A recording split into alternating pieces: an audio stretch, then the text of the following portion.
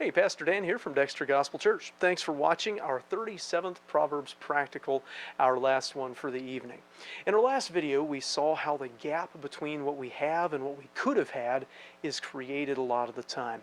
This next verse is an encouragement to our faith and maybe a challenge for our thinking.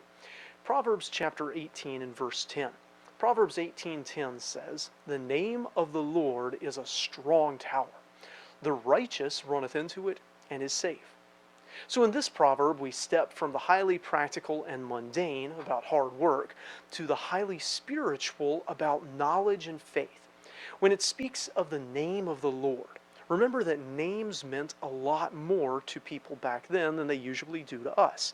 A name was often chosen to speak of aspects of a person's character and behavior. It wasn't just a handy label to call them to dinner with. It depicted the person, represented the whole person.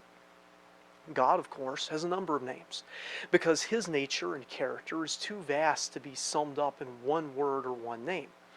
But the one that is chosen here, the name of the Lord, and that's that all capitals Lord, is the name that we know of as Jehovah or Yahweh.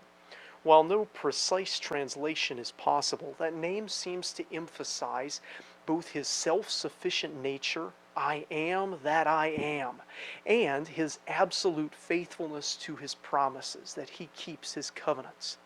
Now, this name, of course, Jehovah, is linked to a number of other names in the Old Testament, like Jehovah Jireh, names that add nuance and depth and personality. The name Jehovah is also linked to Jesus in the New Testament, as he says, "Before Abraham was, I am," linking himself to the great I am that I am. And these truths about the nature of our God are a place of refuge and strength and victory. That's what a strong tower was. It was the key point to your fortifications. It was the foundation of the city and fortress's defenses. It's where you planned to win the battle from, and it's where you fled to when everything seemed lost because it was the strongest place you had. And that's what the righteous is doing here. It says that the righteous runneth into it and is safe. He flees to the name of God, ascends the stairs, and finds his place of refuge, safety, and even victory there. Well, how does that work in the real world? How do you apply that practically? I think that this is contemplating who God is. His names define him for us, tell us about what he does, how he does it, and above all, who God is. So the righteous person goes to the name of God.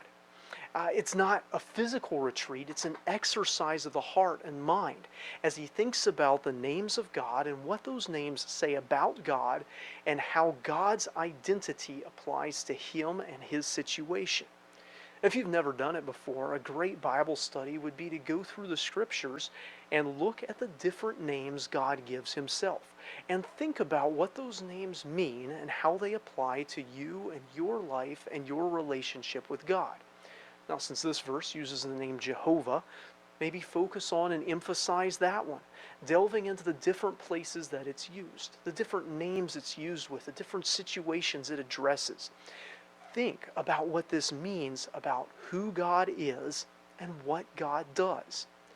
In that knowledge, in meditating on, in thinking about that knowledge, you will find strength. You will find protection from spiritual attacks.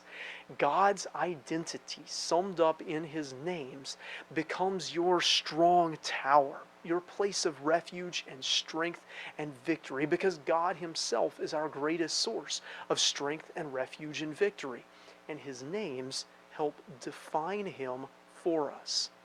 If this video is a help to you, hit like on it, subscribe to our channel for more, and share it with others. We'd love to hear from you in the comments or on our website at dextergospel.org. Until next time, I hope you stay well and stay close to the Lord.